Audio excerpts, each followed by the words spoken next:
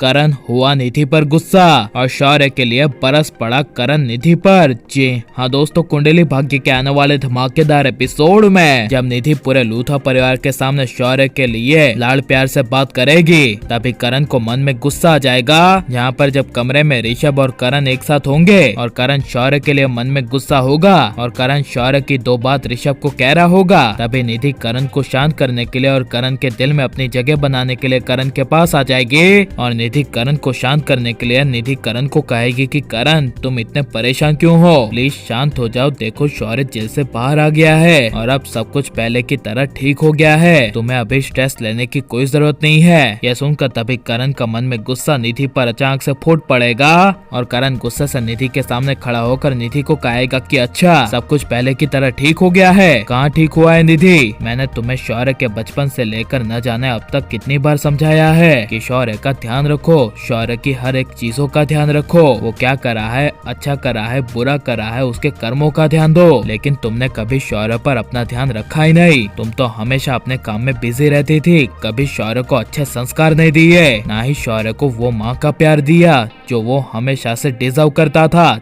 जिसे उसको मिलना चाहिए था। यह सुनकर निधि को काफी बड़ा शौक लगेगा और निधि करण को कहेगी कि ये तुम क्या कह रहे हो करण, मैंने हमेशा शौर्य को अपने बेटे से बढ़ के रखा और उसे बचपन से जो चाहिए था, जो भी उसकी इच्छाएं थी वो मैंने बचपन से पूरी की, जो दूसरी माँ शौर्य के लिए कभी नहीं कर सकती। यह सुनकर तभी करण गुस्से से निधि को कहेगा कि वही तो, जो कुछ भी शौर्य ने बचपन से मांगा तुमने उसे तुरंत ला कर दे दिया, उसे तुमने कभी ये नहीं सिखाया कि इसके लिए इसे पाने के लिए मेहनत करनी पड़ती है। यह सुनकर तभी निधि कुछ बोल नहीं पाएगी और तभी करण ऋषभ के सामने अपने शौर्य के लिए निधि पर गुस्सा होते हुए निधि को कहेगा कि बस निधि, तुमने बचपन से शौर्य के साथ अपनी ही मनमानियां की है, शौर्य को बचपन से अगर संस्कार दिए होते तो आज का ये दिन आता ही नहीं, ना ही शौर्य ऐसे ड्रग्स केस में अंदर जाता और ना ही उसके दिमाग में कभी ड्रग्स का आता। यह सुनकर निधि कुछ बोल नहीं पाएगी। यहाँ पर तभी जब करण प्रीता का नाम लेगा और निधि को कहेगा कि काश आज यहाँ पर प्रीता होती तो वो शौर्य को बचपन से लेकर हर वो प्यार देती जो उसको चाहिए था और आज हमारा शौर्य कुछ और ही बनता,